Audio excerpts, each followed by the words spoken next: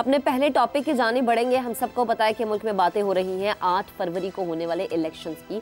अब इसके हवाले से जो बड़ी डेवलपमेंट है वो आपके सामने रखते हैं। पाकिस्तान में इंतखाबात का बिगुल बजते ही कागजात नामजदगी जमा करवाने का सिलसिला शुरू हो चुका है। बड़े बड़े सियासी रहनुमा भी इंतखाबी दंगल में उतरने के लिए कागजात नामजदगी जमा करवा चुके हैं। कागजात नामजदगी हासिल करने वाले बड़े रहनुमाओं की बात की जाए तो मुस्लिम लीग नून के कायद मियां मोहम्मद नवाज शरीफ NA 15, मानसहरा और लाहौर के हल्का NA 130 से कौमी असम्बली का इंतखाब लड़ेंगे। शहबाज शरीफ ने लाहौर के हल्का NA 123 और PP 158, जबकि कराची के हल्का NA 242 से कागजात नामजदगी हासिल किए हैं। मरियम नवाज NA 119 लाहौर और 2 सूबाई असम्बलियों की नशिस्तों पर मैदान में उतरेंगी। ये मरियम नवाज का पहला इंतखाबी मार्का होगा, जबकि हमजा शहबाज NA 118 से इंतखाब लड़ेंगे। पीपल्स पार्टी के रहनुमा साबिक सदर आसिफ अली जरदारी NA 207 नवाब शाह से, जबकि चेयरमैन पाकिस्तान पीपल्स पार्टी बिलावल भुट्टो जरदारी NA 194 लाड़काना से इलेक्शन में हिस्सा लेंगे। साबिक वजीर आजम सैयद यूसुफ रजा गिलानी ने NA 148 मुल्तान से इंतखाबात में हिस्सा लेने के लिए कागजात नामजदगी हासिल किए हैं।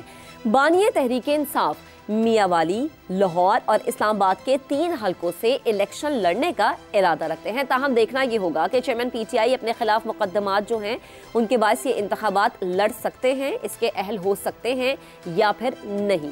इसके अलावा चौधरी परवेज इलाही गुजरात, मंडी बहाउद्दीन और तलाकंग से 3 कौमी और 3 सूबाई हलकों से इंतखाब लड़ेंगे। डॉक्टर यास्मीन राशिद और शफकत महमूद ने भी लाहौर से इंतखाबात लड़ने के लिए कागजात नामजदगी हासिल कर लिए हैं। सरबरा इस्तेहकाम पाकिस्तान पार्टी जहांगीर खान तरीन और उनके बेटे अली तरीन ने NA 155, PP 227 और PP 228 से कागजात नामजदगी वसूल कर लिए हैं। जहांगीर तरीन की साहिबजादी मेहर खान तरीन ने भी कौमी सियासत में कदम रख लिया है और उनकी जानिब से NA 155 के लिए कागजात नामजदगी वसूल किए गए हैं। इस्तेहकाम पाकिस्तान पार्टी के सदर अब्दुल अलीम खान ने NA 119 लाहौर के लिए कागजात नामजदगी हासिल कर लिए हैं। वो लाहौर ही से पंजाब असम्बली की नशिस्त PP 149 से भी उम्मीदवार होंगे, जबकि साबिक वजीर दाखिला शेख रशीद अहमद और राशिद शफीक ने NA 56 और 57 से कागजात नामजदगी जमा करवा दिए हैं। NA 53 से चौधरी निसार अली खान ने कागजात नामजदगी हासिल किए हैं। MKM के रहनुमा मुस्तफ़ा कमाल ने NA 242 में इलेक्शन लड़ने के लिए कागजात नामजदगी जमा करा दिए हैं। कागजात नामजदगी की वसूली का जो अमल है वो 22 दिसंबर तक जारी रहेगा और उम्मीदवारों की इब्तदाई फहरिस्त 23 दिसंबर को जारी होगी। दिलचस्प बात यह है कि हर बड़े सियासी लीडर की कोशिश होती है कि वो अपनी रवायती नशिस्त के अलावा दूसरी ऐसी नशिस्त से इंतखाबात लड़े जहां से उसे जीतने का वाज़े इम्कान हो। लेकिन पाकिस्तान की इंतखाबी तारीख को अगर सामने रखा जाए तो इंतखाबात में कई बड़े लीडर्स खुद एक से ज़्यादा नशिस्तों पर इंतखाबी दंगल में उतरते रहे हैं और कई लीडर्स को दूसरी नशिस्तों पर शिकस्त का सामना रहा है।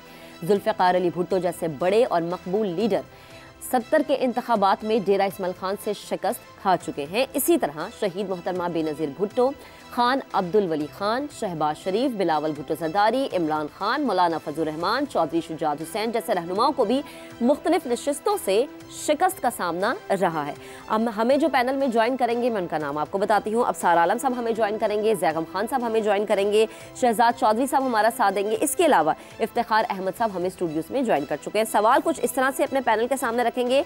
सियासी पहलवान इंतखाबी दंगल में उतरने को तैयार हैं। नवाज शरीफ, शहबाज शरीफ के लिए लाहौर बज़ाहिर महफूज लगता है, लेकिन हमने अक्सर देखा है कि शिकस्त का सामना भी होता रहा है। बिलावल के लिए लाड़काना बज़ाहिर महफूज है, लेकिन उन्हें कराची से भी शिकस्त का सामना रहा। शहबाज शरीफ को भी कराची से हमने देखा कि शिकस्त का सामना रहा।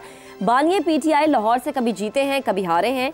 मौलाना फजल रहमान डेरा इस्माइल खान से हारते जीते रहे हैं। अब की बार क्या क्या बड़े अपसेट्स हो सकते हैं, किसको कामयाबी मिलेगी, कौन जो है वो शिकस्त खा सकता है, ये जानेंगे। सबसे पहले जैगम साहब आपकी जानिब आती हूँ, प्लीज कमेंट कीजिएगा।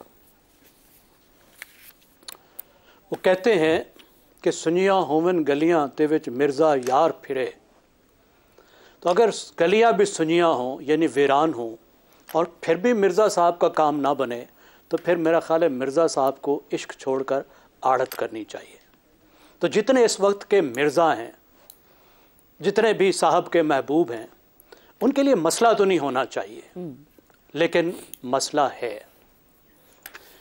इस वक्त मसला ये है कि जो बैटल ग्राउंड है वो पंजाब है आपने सिंध का नाम लिया, सिंध में बज़ाहिर हालात वैसे नज़र आ रहे हैं जैसे पहले थे जी। कराची में कुछ सूरत हाल तब्दील होगी क्योंकि पीटीआई के लिए वहाँ मुश्किलात हैं, लेकिन पीपल्स पार्टी की सूरत हाल पहले से ख़राब नहीं हुई, सिंध में वो मजबूत हैं।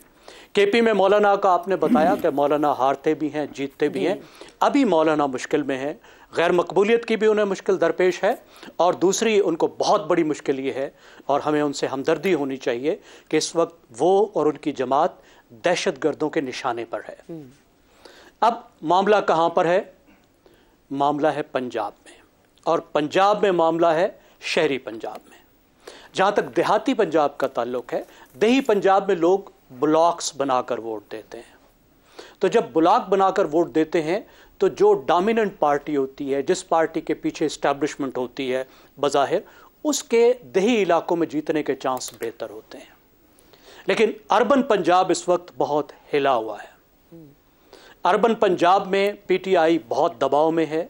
अभी तक ये मालूम नहीं है कि वो उम्मीदवार खड़े कर पाएगी नहीं कर पाएगी, उनके उम्मीदवार कौन होंगे, उनको क्या इंतखाबी निशान मिलेगा या नहीं मिलेगा, वो पार्टी के तौर पे हिस्सा ले सकेगी या उसके उम्मीदवार आज़ाद हिस्सा लेंगे।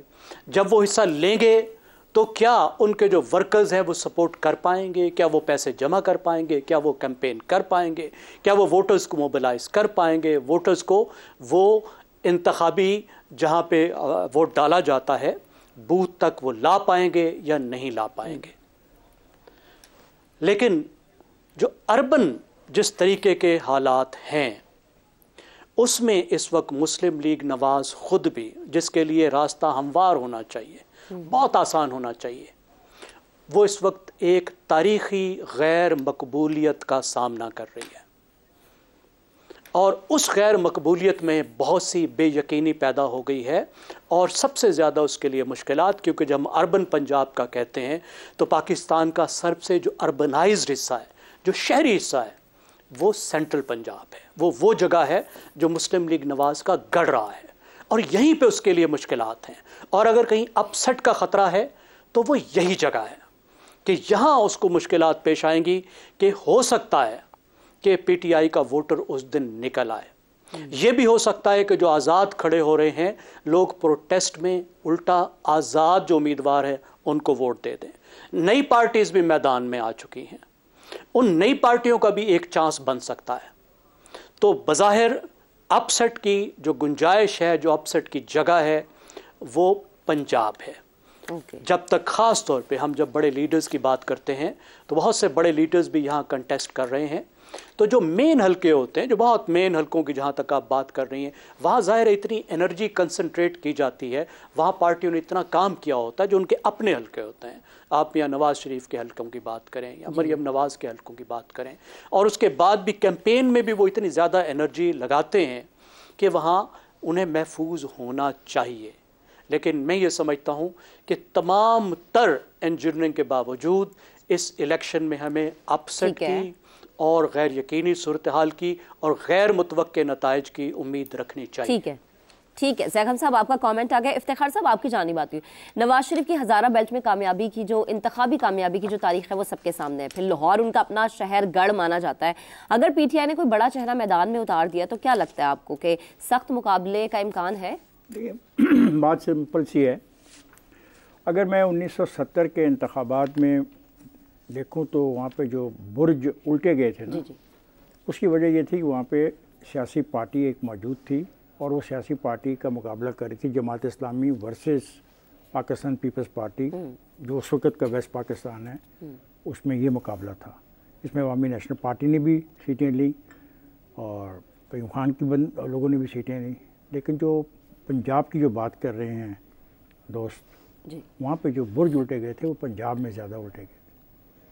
बिल्कुल, अगर तो मुकाबला इतना ही सख्त है जैसा कहा जा रहा है कि तारीख़ी तौर पे बहुत अनसर्टेनिटी पाई जा रही है एक सियासी जमात के लिए पंजाब के अंदर, तो हो सकता है। इसमें कौन सा गैर मुमकिन चीज़ है? पॉलिटिक्स तो नाम इस चीज़ का है और इलेक्शन तो नाम इसी चीज़ का है। लाहौर की 2 नशिस्तों के ऊपर मेरा ख्याल है कांटेदार मुकाबला होगा। अच्छा। कराची की 4 नशिस्तों पे, इस्लामाबाद की 1 नशिस्त जो है वो नज़र आ रही है कि वहाँ पे कांटेदार मुकाबला को। जब मैं लफ्ज़ कांटेदार मुकाबला कहता हूँ तो ये मार्जिन ऑफ विक्ट्री जो है ये बहुत कम वोटों से भी हो सकता है। मतलब एक जीतता है 1000 लेके तो दूसरा 910 वोट लेके आता है। इस तरह का कॉन्टेस्ट मैं एक्सपेक्ट कर रहा हूँ। फैसलाबाद, मुल्तान, रावलपिंडी, मियांवाली, पेशावर, मर्दान, कोयटा, डेरा इस्माइल ख़ान, भावलपुर, गुजरांवाला, सियालकोट, कसूर, डेरा गाजी खान और फाटा के अंदर भी एक ऐसी सीट है जहाँ पे बड़ा क्लोज कॉन्टेस्ट होगा। अब मसला एक है मेरे लिए मुश्किल है जो वो ये है कि अभी तो कागजात नामजदगी का आगाज़ हुआ है जी, और कल आखिरी तारीख है कागजात नामजदगी के वसूल करने की। बिल्कुल ऐसा ही। और फिर 18 जनवरी को एक फहरिस्त जारी होगी। उसके बाद बिल्कुल समझ आ जाएगा कि ये जो मैंने कहा लाहौर में 2 और कराची में 2, आज मैं जिनको 2 समझ रहा हूँ मुमकिन ये 3 नशिस्तें ऐसी हो जाएँ। डिपेंड करेगा ना कि जब मेरे पास फाइनल एक पिक्चर आ जाएगी कौन किसके मुकाबले में लड़ रहा है, तभी मैं ये इस नतीजे पे पहुंच सकता हूँ। फिर जब मैं इस नतीजे पे पहुंचूंगा तो मुझे 2013 के इलेक्शन और 2018 के इलेक्शन के नताइज को भी सामने रखना होगा, और उसमें ये चीज़ शामिल कर लेनी होगी कि पाकिस्तान मुस्लिम लीग बकौल दोस्तों के बहुत ही वीक विकेट पे है।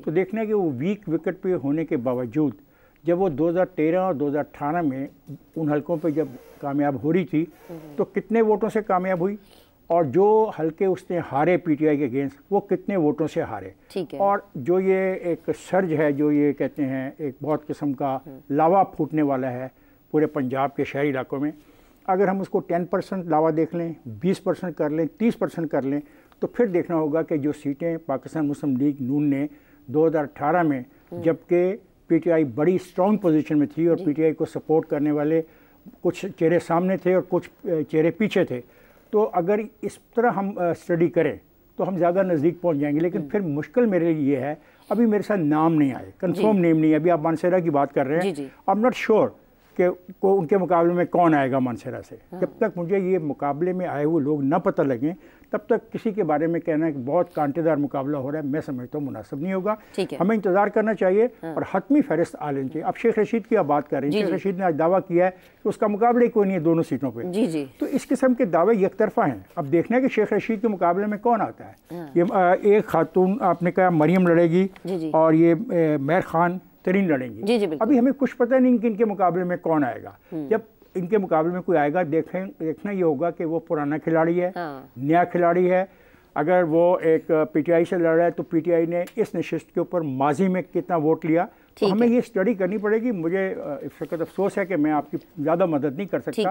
मैं उस वक्त आपकी ज़्यादा बेहतर मदद कर सकूंगा जब मेरे पास जब हमें पता चलेगा कि सामने कैंडिडेट कौन सा कितना स्ट्रांग है, उसकी हिस्ट्री क्या है। आपने डॉक्टर साहबा का नाम लिया, डॉक्टर साहबा बहुत ज़्यादा स्ट्रॉन्ग कैंडिडेट साबित हो सकती है लाहौर में, बिकॉज वो मेहनती खातून है, उन्होंने बहुत मेहनत करती हैं। ये बोले अब वो जेल से इलेक्शन लड़ती हैं तो साफ ज़ाहिर है कि सिम्पथी वोट उनके पास जाएगा। अब लेके देखना होगा वो किसके मुकाबले में लड़ रहे हैं, ये देखना पड़ेगा। ठीक है।